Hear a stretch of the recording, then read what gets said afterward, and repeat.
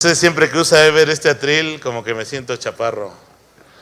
Déjenme ponerlo a mi altura.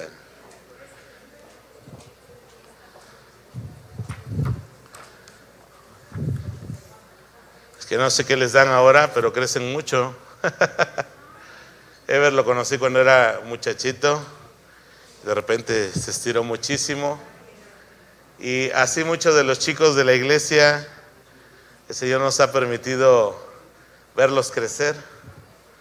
Y es una bendición ver que la mayoría de ellos permanecen buscando al Señor, en el camino del Señor. Y en esta mañana me alegro en eso. Pues bienvenidos un domingo más aquí a Calvary Fortaleza. Me da muchísimo gusto saludarlos. En especial quiero saludar a mi hermana Tenchita Lecuona, que está aquí en esta mañana. Gracias al Señor porque te levantó. Mande. Ayer fue su cumpleaños. Así que vamos a darle un fuerte aplauso, por favor.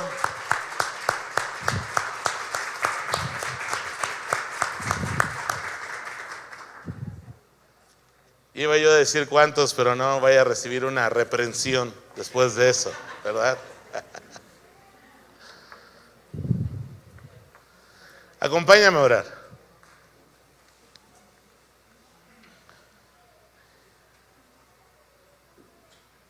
Gracias, Señor, porque en ti somos más que vencedores.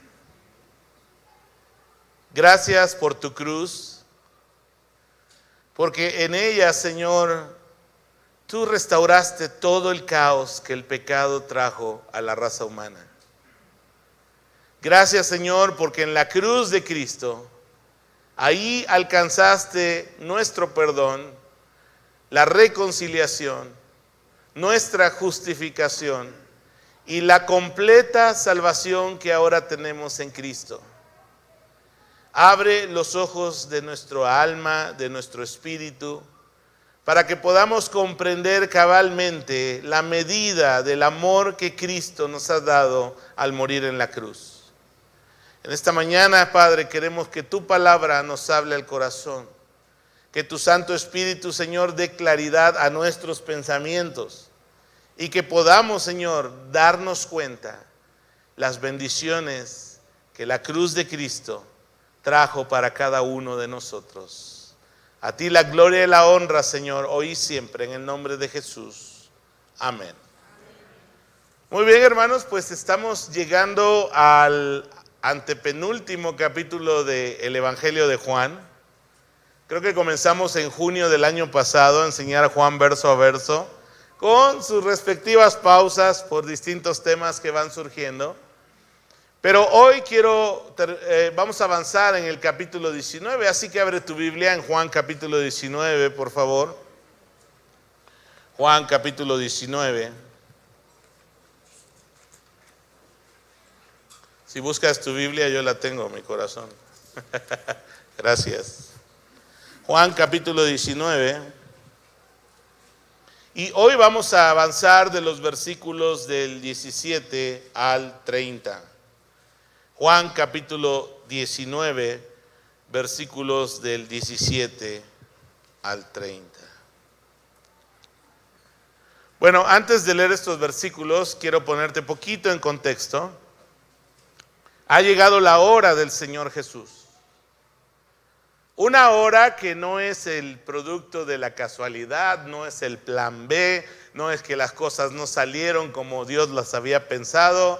No, hermanos, Dios, si algo nos debe quedar claro a nosotros como creyentes, es que Él es soberano y Él es el Dios de la historia.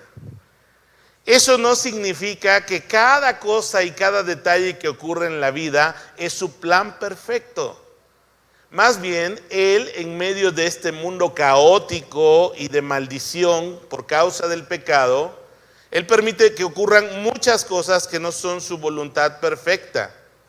Pero en medio de ese caos, Dios está en control. En medio de la tormenta ahí, Dios tiene control, va en nuestra barca. Y Él puede calmar la tormenta y a veces la calmará y a veces nos dejará pasar la tormenta para que nuestra fe crezca en Cristo Jesús.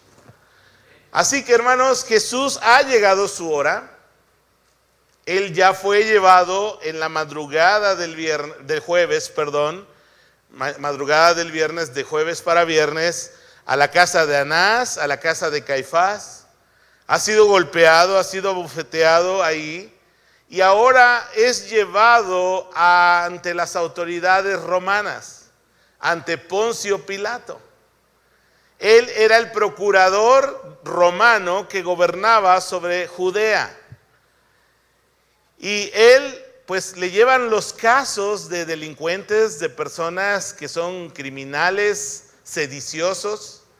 Y en esta ocasión, los líderes religiosos, fíjate bien, mañosamente, como no quieren llevar en su conciencia la sangre de Cristo, lo llevan ante el procurador romano para que él lo juzgue y pueda condenarlo a muerte de cruz. Para sorpresa de ellos, Pilato conserva algo de rectitud y de justicia, aún no siendo creyente. Y él les dice, no hallo ningún delito en él.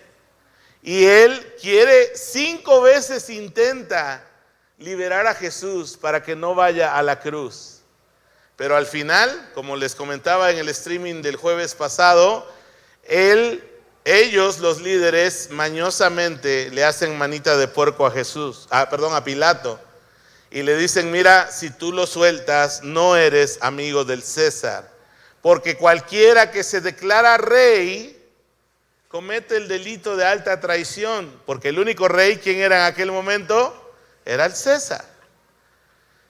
Así que finalmente Pilato concede que Jesucristo, que Jesús Nazareno, sea llevado a la muerte y muerte de cruz.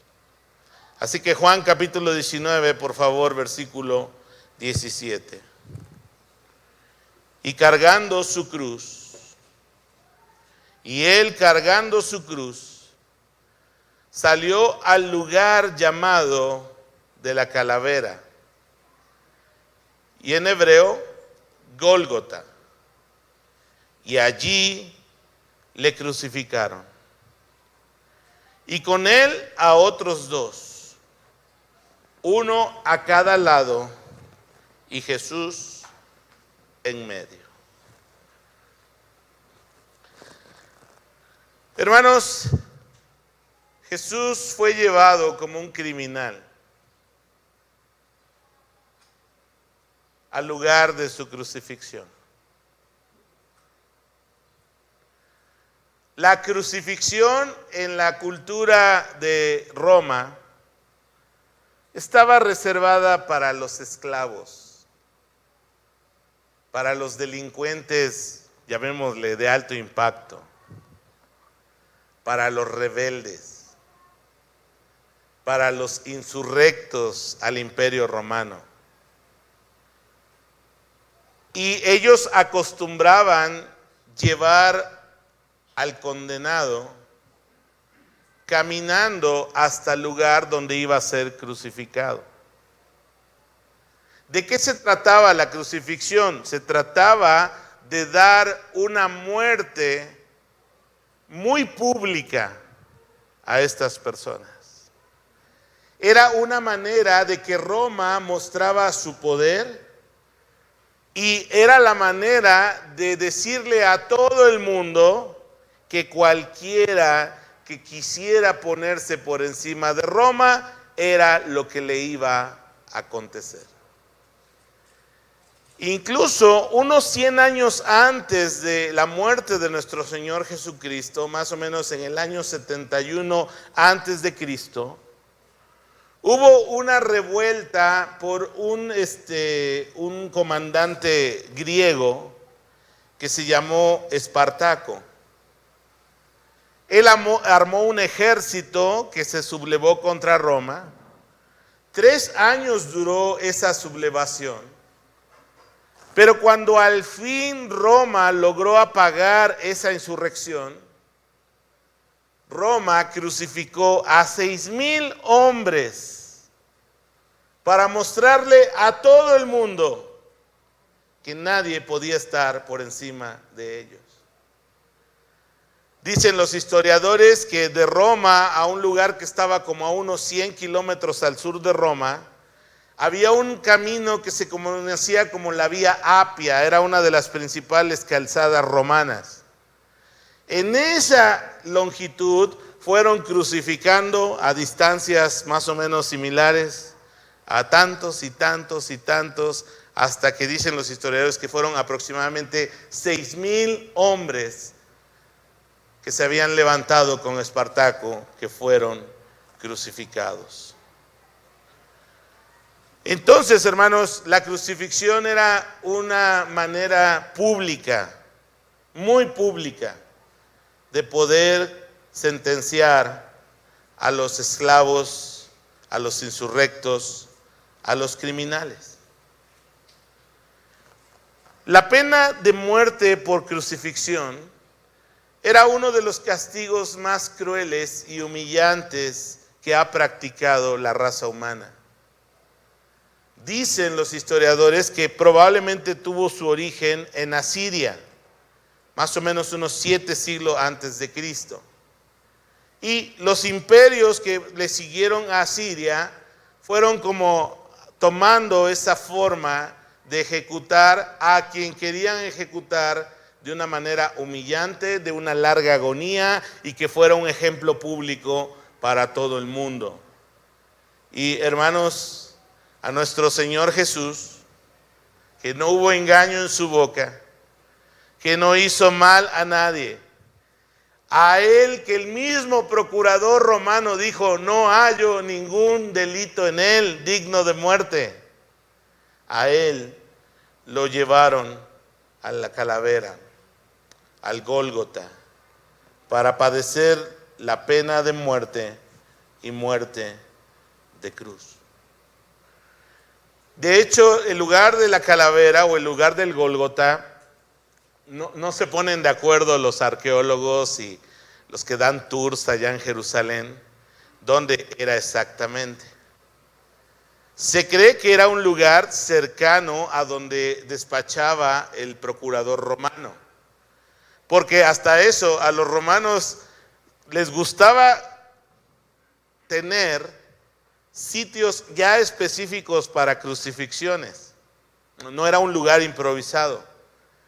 Y les gustaba hacerlo fuera de los muros de las ciudades, pero no les gustaba que fuera tan lejos, porque obviamente eso implicaba un desgaste para la cuadrilla de soldados romanos que participaba en la crucifixión. Algunos creen que la calavera o el Gólgota estaba a no más de 500 metros de donde el procurador romano despachaba. No se sabe con exactitud dónde es. Actualmente en Jerusalén hay un lugar que se conoce como la Iglesia del Santo Sepulcro, y algunos ubican ahí el Gólgota. Pero otros lo ubican un poquito más hacia el norte, fuera de la ciudad, donde se llama el Jardín de la Tumba, un lugar que así se conoce, y creen que era más probable que estuviera por ahí. De todas formas, hermanos, el reo, fíjate bien, llevaba el travesaño horizontal de la cruz. Algunos piensan que no necesariamente los crucificados morían en una cruz como la conocemos, en forma de T. Algunos piensan que quizá era solo una estaca horizontal. Aunque hay evidencia histórica, no solo de la Biblia, sino de otros historiadores, que muchos, y en la región de Palestina, usaban la forma de cruz tradicional que nosotros conocemos. Entonces, el acusado, el condenado, iba cargando él mismo el palo, la madera horizontal, que iba a ser puesta después sobre el palo vertical para poder crucificarlo. Y de hecho, en las películas donde se ve Jesús cargando la cruz completa, digamos que históricamente es impreciso eso. Jesús más bien llevaba el travesaño, que igual era un palo súper pesado, y él lo estaba llevando hacia el Gólgota. Y aquí Juan nos dice, y él cargando su cruz, salió al lugar llamado de la calavera, y en hebreo Gólgota. ¿Y qué hicieron allí? Allí lo crucificaron. Y con él a otros dos, uno a cada lado y Jesús en medio. Es muy interesante, hermanos, que la Biblia en Isaías 53, más o menos 700 años antes de Cristo, dice que él iba a estar entre los pecadores, iba a ser considerado entre los malhechores, entre los rebeldes. Y por favor, abre tu Biblia en Isaías 53, 12, porque realmente es muy interesante ver cómo Dios profetizó a través de pequeños detalles eventos que iban a ocurrir durante la crucifixión, la pasión de nuestro Señor Jesús. Mira lo que dice Isaías 53, 12. Dice lo siguiente: yo le rendiré los honores de un soldado victorioso, porque se expuso a la muerte. Estoy leyendo en NTV. Fue contado, y es muy interesante cómo lo traduce NTV, fue contado entre los rebeldes, entre los que eran dignos de muerte. Cargó con los pecados de muchos e intercedió por los transgresores. Así que, hermanos, aún en esos detalles el Señor está bajo control, ahí en el momento de la cruz. Ese día estaban programados 3 para morir en la cruz. Estos 2 ladrones, que no nos da los nombres la Escritura, y uno que se salvó porque Jesús tomó su lugar. ¿Se acuerdan su nombre? Barrabás. ¿Sí? Y él era el tercero que iba a morir ese día crucificado. Pero el Señor tomó su lugar y él fue llevado a la cruz. Versículo 19, por favor. Juan 19, 19. Escribió también Pilato un título que puso sobre la cruz, el cual decía: Jesús Nazareno, Rey de los judíos. Y muchos de los judíos leyeron este título, porque el lugar donde Jesús fue crucificado estaba cerca de la ciudad, y el título estaba escrito en hebreo, en griego y en latín. Y dijeron a Pilato los principales sacerdotes de los judíos: no escribas Rey de los judíos, sino que él dijo: soy Rey de los judíos. Respondió Pilato: lo que he escrito, he escrito. ¿Puedes poner la imagen que sigue? En varias ocasiones, cuando crucificaban los romanos, ponían en un letrero la causa por la que era crucificado ese criminal. Y en el caso de Jesús, Pilato refiere a lo que lo acusan los judíos, de haberse declarado rey de los judíos. Y este era, pues, un crimen de alta traición, porque era una manera de rebelarse contra Roma. Y Jesús, ahora el detalle es este: Jesús, si tú ves en los evangelios, él nunca dijo por labio propio: yo soy rey. Observa los evangelios.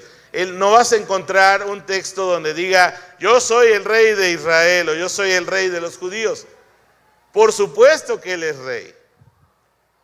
Pero el Señor fue cuidadoso en no darles pie a las autoridades romanas ni a las autoridades de los judíos para dónde poderle pescar. De hecho, ellos son los que lo infieren bien, pero lo acusan de insurrección, de alta traición, por él nombrarse rey de los judíos. Por supuesto que él es rey. Mateo en su evangelio nos muestra que él es descendiente de David a través del linaje de los hombres hasta llegar a José, y él es heredero al trono del rey David. Lucas nos muestra que él también, por el linaje de María, es heredero al trono del rey David. Y la Biblia nos dice claramente que él es rey. De hecho, él implícitamente, cuando está hablando con Pilato, porque Pilato le dice, tú eres rey de los judíos, y él les dice, mi reino no es de este mundo. No está rechazando que es rey, pero no está diciendo que él es el rey de los judíos, que es el delito por el que están aquí en este momento en el pasaje de Juan, lo están condenando a la muerte de cruz. Él es rey de reyes y señor de señores. Él es el rey no solo de Israel, sino él es rey de todo lo que existe. Pero hermanos, aquí vemos en este pequeño detalle que nos narra Juan, de qué fue acusado Jesús, y fue acusado de alta traición. Y este letrero tenía que ser lo más público posible. Y lo escribieron en 3 idiomas, nos dice Juan. En hebreo, que era el idioma de los judíos, que algunos hablaban hebreo y otros hablaban arameo, que es un idioma familia uno del otro. Es como decir español y portugués. Se parecen, pero tienen sus diferencias. Luego lo escribieron en griego, que era el idioma internacional de aquella época. O sea, tú querías ir a cualquier parte del imperio, si tú hablabas griego, como ahora hablas inglés, podías comunicarte en cualquier lado del imperio. Y finalmente, el tercer idioma, ¿cuál es? Es el latín, que era el idioma de los conquistadores. Y nuestra lengua, el castellano, es un resultado del latín. Y entonces era la forma de hacer público a todo el mundo lo que él había hecho y por lo cual estaba siendo condenado. Otra cosa importante, y yo estaba pensando, ¿por qué respingaron los líderes religiosos? Porque no les gustó. Y es que implícitamente había una humillación en este título, no solo para Jesús, sino también para el pueblo judío. Porque véanlo desde esta perspectiva, Jesús Nazareno clavado en la cruz con el título Rey de los Judíos, era una humillación también para los judíos. Era recordarles que estaban bajo el yugo de Roma. Era decirles, mira, ustedes son nuestros súbditos, nuestros esclavos.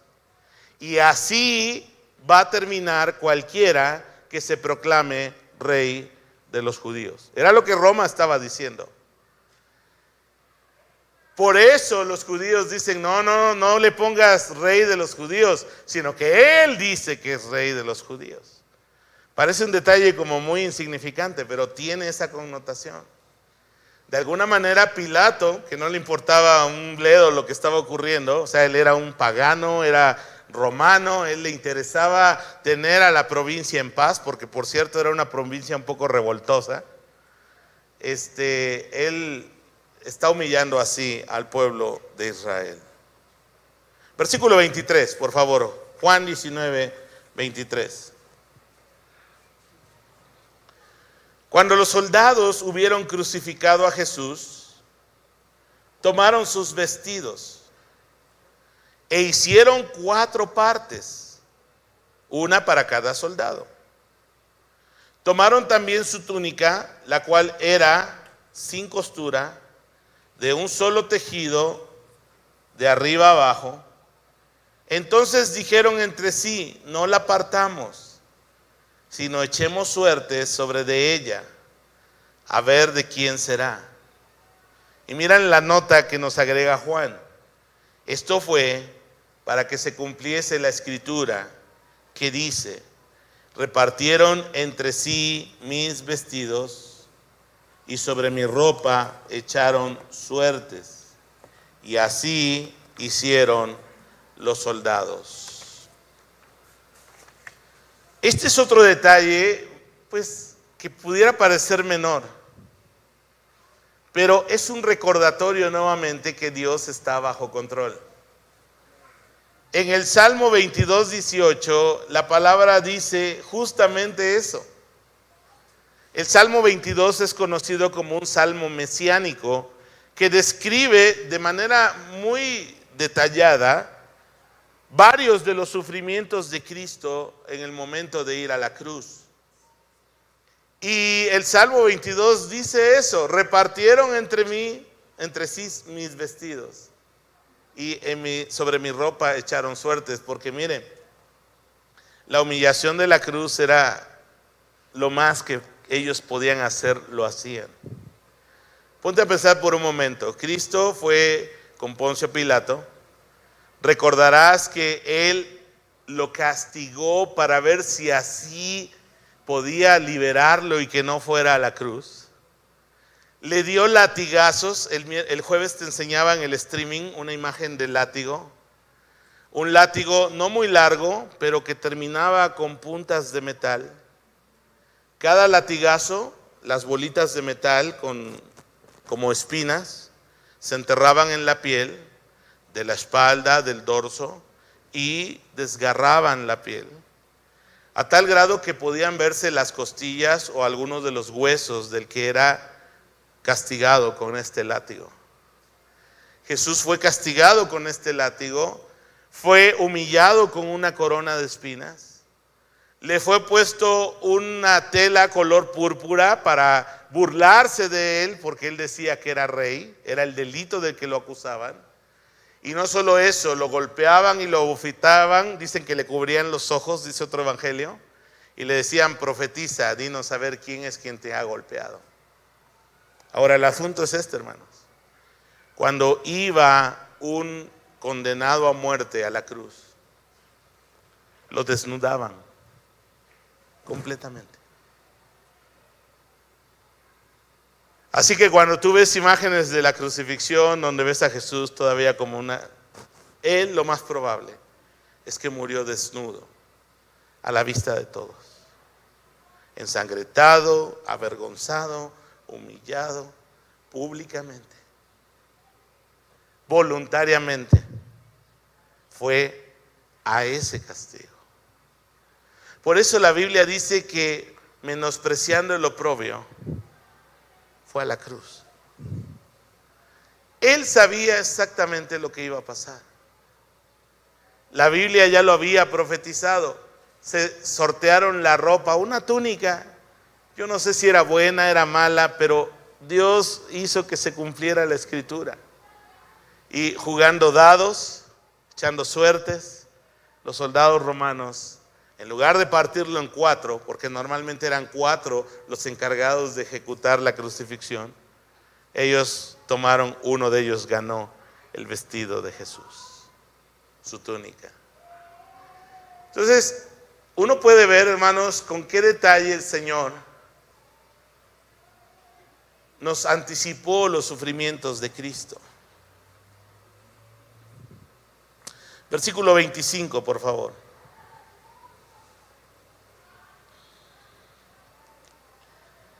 Estaban junto a la cruz de Jesús, su madre y la hermana de su madre, María, mujer de Cleofas. Si estás buscando un nombre para tu bebé, no sé si este sea muy bueno, ¿verdad? Bueno, ahora están como de moda algunos nombres como de santoral, ¿no? Sí, porque ahora son muchos, bueno, no voy a decir porque me vaya a salir de alguien y así vamos a dejarlo. Y María Magdalena, o sea, había 3 Marías ahí: María la madre de Jesús, María la mujer de Cleofas y María Magdalena. Cuando vio Jesús a su madre y al discípulo a quien él amaba, que estaba presente, dijo a su madre: mujer, he ahí tu hijo. Y después dijo al discípulo: he ahí tu madre. Y desde aquella hora el discípulo la recibió en su casa. Es muy interesante que Juan, él entendemos por qué lo escribió, porque él recibió esa encomienda. Él es el discípulo a que Jesús amaba. Él está escribiendo el Evangelio. Y nos deja ese detalle. Jesús está en la cruz, está sufriendo no solo la parte física, vamos a ver ahorita que su mayor sufrimiento fue espiritual, pero él aún así está teniendo cuidado de María, su madre. Eso es algo increíble. La mayoría cree que para este momento José, el papá de Jesús, el padre terrenal de Jesús, ya estaba muerto. María era viuda. Y luego el responsable culturalmente del cuidado de María era el primogénito, que en este caso era Jesús. Ahora, culturalmente, si el primogénito fallecía, la responsabilidad de honrar a su padre y a su madre y el cuidado recaía en los siguientes hermanos menores, ¿no? De acuerdo a la edad. Pero aquí Jesús quiere hacer participar de un privilegio a Juan. Porque en aquella época se consideraba que era un privilegio que un discípulo llegara a tener relación o ser incluido como parte de la familia del maestro. Y Jesús, mirando su tradición de ellos, cultural, le está dando un privilegio a Juan. Y Juan está junto con estas tres Marías cerca de la cruz. Y ya viste las palabras: mujer, he ahí al que tienes al lado, a Juan, ahora es como tu hijo. Y a Juan le dice: Juan, María ahora es tu madre, es como tu madre. Y claro, no se fueron en ese momento a su casa, es una expresión literaria que nos da a entender claramente que Juan acepta el legado, la responsabilidad, el privilegio que Jesús le ha dado de hacerse cargo de las necesidades de su madre María. Y eso es algo increíble porque nos deja ver cómo en medio aún de la crucifixión, el corazón de Dios está al cuidado de los suyos. Y está cuidando de su madre, de María. Y le está dando un privilegio a uno de sus discípulos para que él tome esa responsabilidad. Y según Juan, que es quien está escribiendo el Evangelio, desde ese momento él entendió el legado que le estaba siendo dado y decidió llevarlo a cabo. Y yo creo que él cuidó de María de distintas maneras, porque obviamente Juan estuvo involucrado en llevar el Evangelio, pero hasta su muerte. Muchos piensan que María para este punto ha de haber tenido unos 50 años de edad. O sea, no sabemos cuántos años vivió María, pero ella fue cuidada por el Señor a través de su discípulo amado, que es Juan, el hijo de Zebedeo. Entonces es muy interesante, a mí me parece que el Señor agregue este detalle en medio del relato de la cruz. Versículo 28. Después de esto, sabiendo Jesús que ya todo estaba consumado, dijo para que la escritura se cumpliese: tengo sed. Y estaba allí una vasija llena de vinagre. Entonces ellos empaparon en vinagre una esponja y poniéndola en un hisopo, se le acercaron a la boca. Cuando Jesús hubo tomado el vinagre, dijo, léalo conmigo, consumado es. Y habiendo inclinado la cabeza, entregó el Espíritu. Aquí hay varios detalles, de hecho es la parte donde quiero explicar un poco más la teología del pasaje. Yo no sé si usted alguna vez se ha preguntado por qué fue necesario que Cristo muriera en una cruz. ¿Por qué no murió, no sé, por una espada? ¿Por qué no murió apedreado? ¿Por qué Cristo no murió de otra forma? Ahora, Jesús sabía que él iba a morir en la cruz.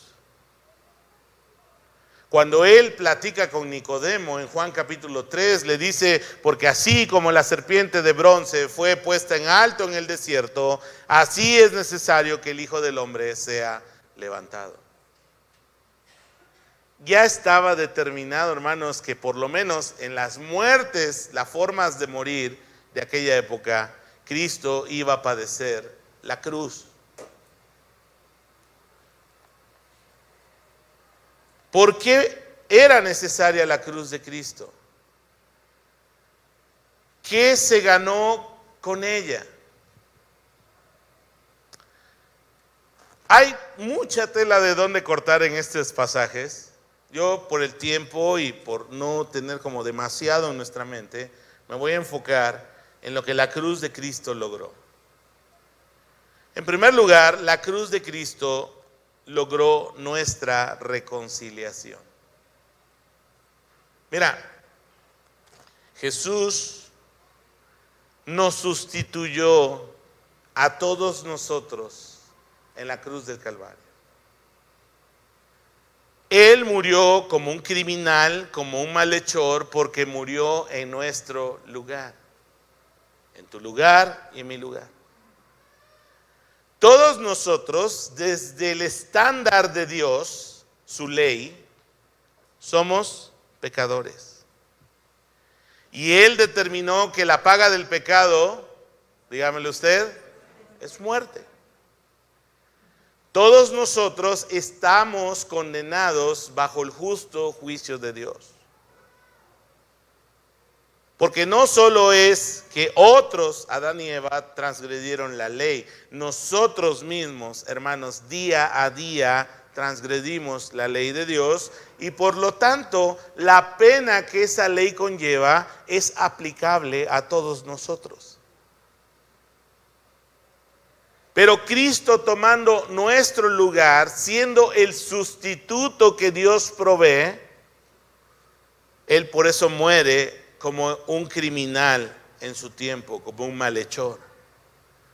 Porque Él tomó, dice la Escritura, en otro pasaje dice que Dios puso en Él todos nuestros pecados.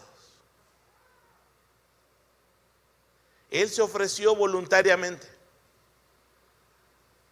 para tomar nuestro lugar. Dice Primera de Pedro 3:18, el justo por nosotros los injustos, para llevarnos a Dios. El apóstol Pablo dice, al que no conoció pecado, segunda de Corintios 5, por nosotros lo hizo pecado, para que fuésemos hechos justicia de Dios en él. Ahora, si tú y yo hubiéramos muerto en la cruz, eso no significa nada. Porque somos pecadores. Y estamos expuestos al juicio de Dios. El sacrificio de Cristo tiene valor porque, uno, Él es justo, nunca cometió pecado. Número dos, Él es Dios hecho hombre. El Dios infinito tomando el pecado de todos nosotros para dar una salvación infinita a todo aquel que cree en Él. el dador de la vida ponía su vida. Fíjate bien cómo está ahí el asunto de la sustitución. El dador de la vida ponía su vida por cada uno de nosotros, para darnos vida. Ahí hay una lámina que creo que habla de eso, Katy, por favor. La anterior, ¿la tenemos? Ok. Entonces, hermanos, la cruz de Cristo reconcilió. Los seres humanos fueron reconciliados con Dios, tú y yo. Pero también dice la palabra que es el plan de Dios que los seres humanos se reconcilien unos con otros. Mira lo que dice Efesios capítulo 2, versículo del 14 al 16. ¿Sí viene ahí? Sí, gracias. Efesios capítulo 2, versículo del 14 al 16 dice lo siguiente: porque Él es nuestra paz. ¿Quién es nuestra paz? Cristo. Que de ambos pueblos, judíos y gentiles, hizo uno, derribando la pared intermedia de separación, aboliendo en su carne las enemistades, la ley de los mandamientos expresados en ordenanzas, para crear en sí mismo de los dos un solo y un nuevo hombre, haciendo la paz y mediante la cruz reconciliar con Dios a ambos en un solo cuerpo, matando en ellas las enemistades. Entonces, hermanos, si tú crees en Cristo, si tú recibes su perdón, si tú crees que Él murió en tu lugar en la cruz del Calvario, recibes la reconciliación con Dios. ¿Qué significa reconciliar? Quitar todo obstáculo, todo asunto que haya roto una relación y restablecerla completamente. No es nada más una reconciliación parcial, es una reconciliación completa. Y ahí Dios hizo lo necesario, lo suficiente para que todo lo que nosotros habíamos hecho para ofender a Dios, al haber quebrantado sus leyes, Dios ahí lo puso en Cristo y cargó el pecado de todos nosotros. Y entonces ahora tenemos la oportunidad de estar reconciliados con Dios. Ya no hay obstáculo, no hay impedimento. Por eso el velo del templo se rasgó. La pared intermedia que nos separaba con Dios, en el momento en que el Cristo entrega el Espíritu y dice consumado es y entrega el Espíritu, Mateo nos dice que el velo del templo se rasgó e incluso hace el detalle de arriba a abajo, Dios rompiendo la pared que nos separaba entre Él y nosotros. Ahora, esa reconciliación, hermanos, no solo es entre Dios y la persona, sino tiene alcances entre las mismas personas. Dios quiere que los creyentes estén reconciliados unos con otros. ¿Por qué? Porque nuestra naturaleza pecaminosa nos lleva a vivir enemistados unos con otros por la razón que quieras. Por el color de piel, por la posición socioeconómica, por lo que tú quieras, siempre estamos viviendo en conflicto. Y ese conflicto es una evidencia de nuestra naturaleza pecaminosa y caída, pero Dios nos ha reconciliado con Él y quiere que nos reconciliemos con nuestro prójimo. Ahora, esa reconciliación, hermanos, no solo tiene ese alcance. Hay cosas que uno no alcanza realmente cabalmente a entender de la Escritura. Mira lo que dice la siguiente lámina. Esa reconciliación tiene dimensiones cósmicas. ¿Puedes poner el versículo de Colosenses, por favor? Vamos a leer Colosenses capítulo 1, versículo del 20 al 22. Dice la Escritura: y por medio de Él, otra vez Cristo, reconciliar consigo todas las cosas. ¿Y cuáles son esas cosas? Las que están en la tierra, así como las que están en los cielos. haciendo la paz mediante la sangre de su cruz. Y a vosotros también, que erais en otro tiempo extraños y enemigos en vuestra mente, haciendo malas obras, ahora os ha reconciliado en su cuerpo de carne, por medio de la muerte, para presentaros santos y sin mancha e irreprensibles delante de Él. Miren, hermanos, en la cruz Dios decidió ponerle fin al caos que el pecado trajo a la creación entera. Ahora, en la cruz de Cristo hay perdón, hay reconciliación para los seres humanos que creen en Jesús. Pero no se menciona en ningún lugar de la Biblia que haya reconciliación para los ángeles que cayeron. No hay. Esa gracia es para nosotros los seres humanos, perdonados por la cruz de Cristo. Pero Dios en la cruz de Cristo, ahorita vamos a ver el siguiente versículo, está poniéndole un hasta aquí al pecado y al caos cósmico que trajo el pecado. Mira lo que dice el siguiente verso en Colosenses también. Lo voy a leer ahí en NTV, dice lo siguiente.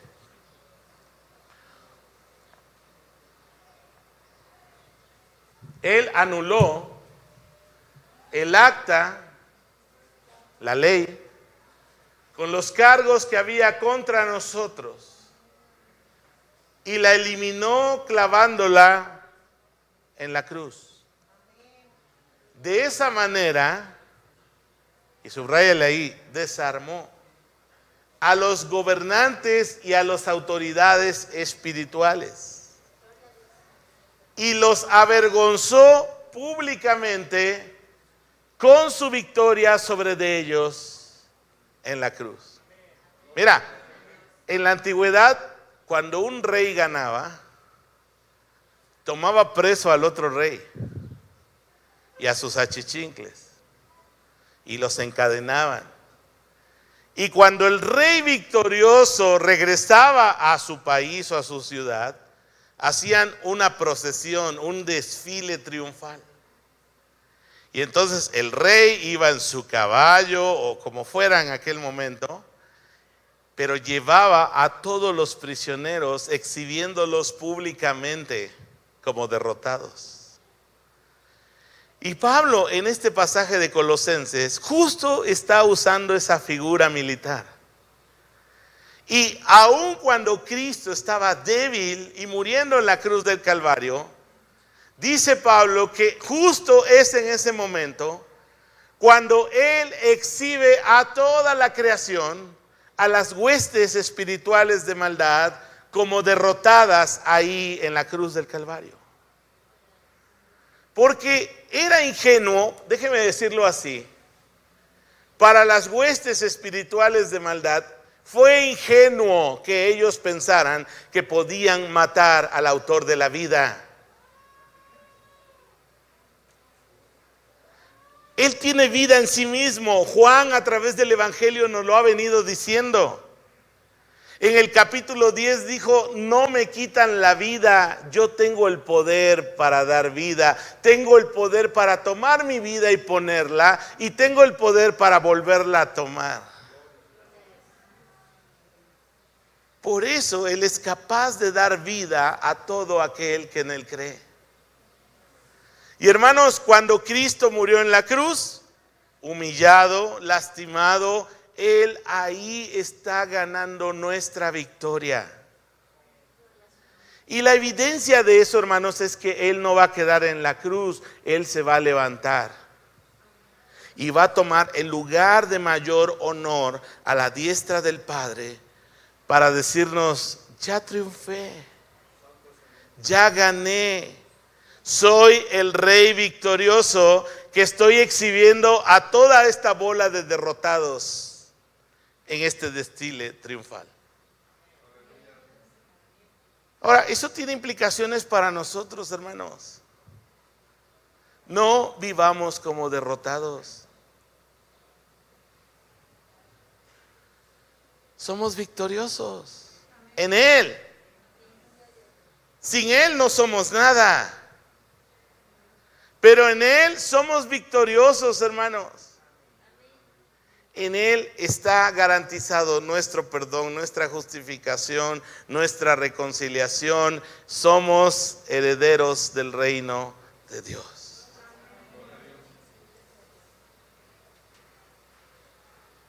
Es muy triste cuando un cristiano está viviendo derrotado, porque no ha entendido las implicaciones de la muerte de Jesús en la cruz del Calvario. Y mira, quiero traer para terminar una figura que es indispensable hablar de ella aquí. Jesús está muriendo en la víspera de la Pascua. ¿Sabes a qué horas mataban a los corderos de la Pascua? Justo en esta tarde, antes de la Pascua, el cordero de 1 año sin defecto era muerto para celebrar la fiesta de la Pascua. Cristo, el Cordero de Dios que quita el pecado del mundo, murió esa tarde porque Él es el Cordero. Recordemos rápidamente de qué se trató la Pascua.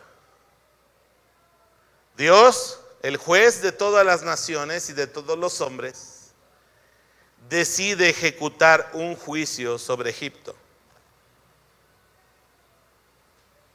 El ángel de la muerte iba a pasar matando a todo primogénito de toda familia en Egipto. Dios es juez justo y Él es digno de ejecutar sus juicios cuando Él quiera. Bueno, pero Dios al mismo tiempo provee un medio de redención, provee un medio de salvación a través de la fe. ¿Por qué de la fe? Porque Dios les dijo a su pueblo, miren, va a venir este juicio, pero yo les voy a proveer un medio para ser librados del juicio. Cada familia va a tomar un cordero de 1 año sin defecto, macho, y lo va a matar, lo va a degollar, le va a derramar su sangre. Y toda familia que tome esa sangre, y cheque este detalle, con un hisopo.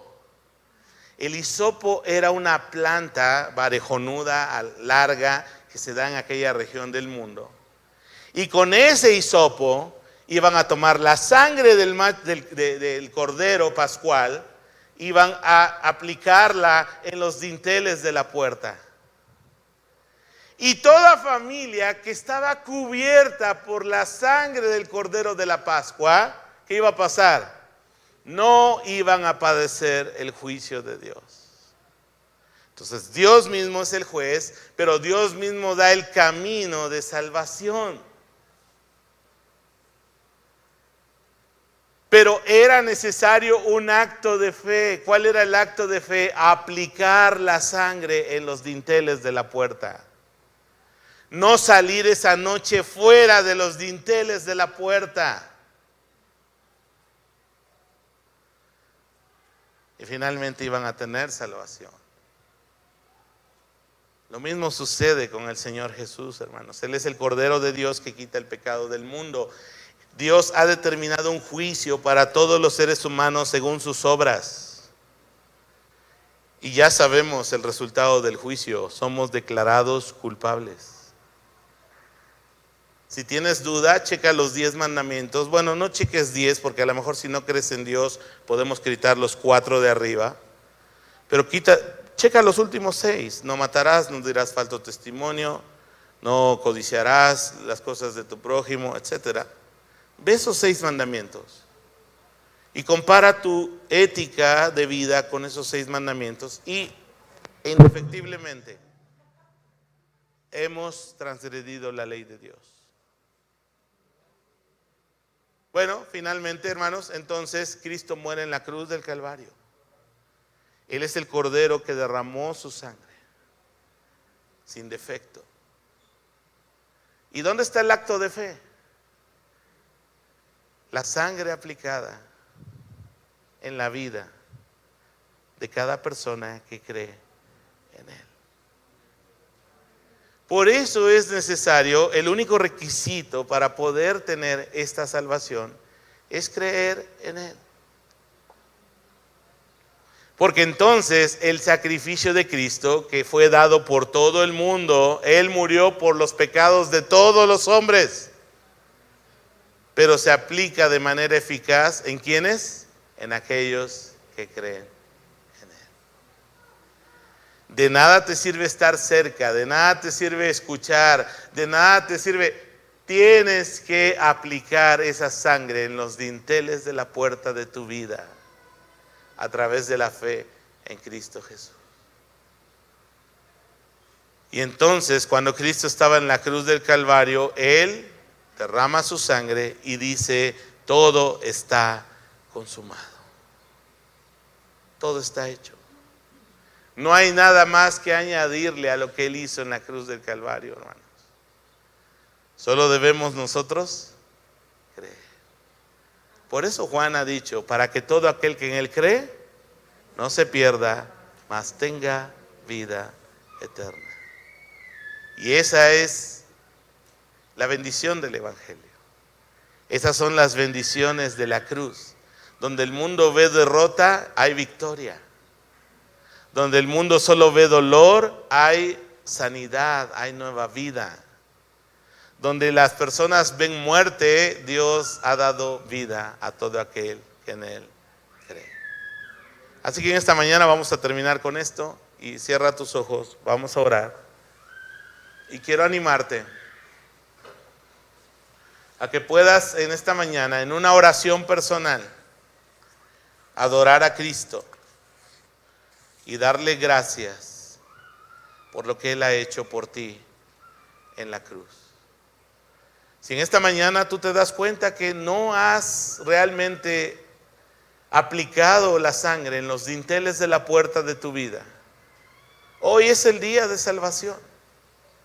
Hoy es cuando tú tienes que tomar tu decisión de seguir a Cristo y de recibir la reconciliación, recibir el perdón, recibir la justificación, recibir la vida que hay en Cristo Jesús. Señor, en esta mañana venimos delante de ti, pidiéndote que nos des entendimiento para comprender estas verdades del Evangelio y darnos cuenta, Señor, lo que el Cordero de Dios ha hecho por nosotros al morir en la cruz. Gracias por cada gota de sangre derramada. Gracias por la vergüenza pública que tú sufriste. Gracias sobre todo por llevar nuestro pecado, nuestra culpa. Señor, nosotros transgredimos tu ley y somos dignos de muerte, pero gracias porque por tu bondad has hecho todo lo necesario para reconciliarnos contigo. Y ahora no solo somos tus amigos, somos tus hijos. Y es la mayor bendición que podemos recibir porque somos herederos de tu reino, herederos de tu bendición. Gracias por las bendiciones de la cruz, Señor. Quiero pedirte que cada persona en este lugar, si esa es tu voluntad, pueda creer en ti y hacer suyas la sangre aplicada en los dinteles de la puerta y recibir la salvación que solo Cristo da a través de la fe. En el nombre de Jesús oramos. Amén. Que Dios los bendiga, hermanos. Gracias.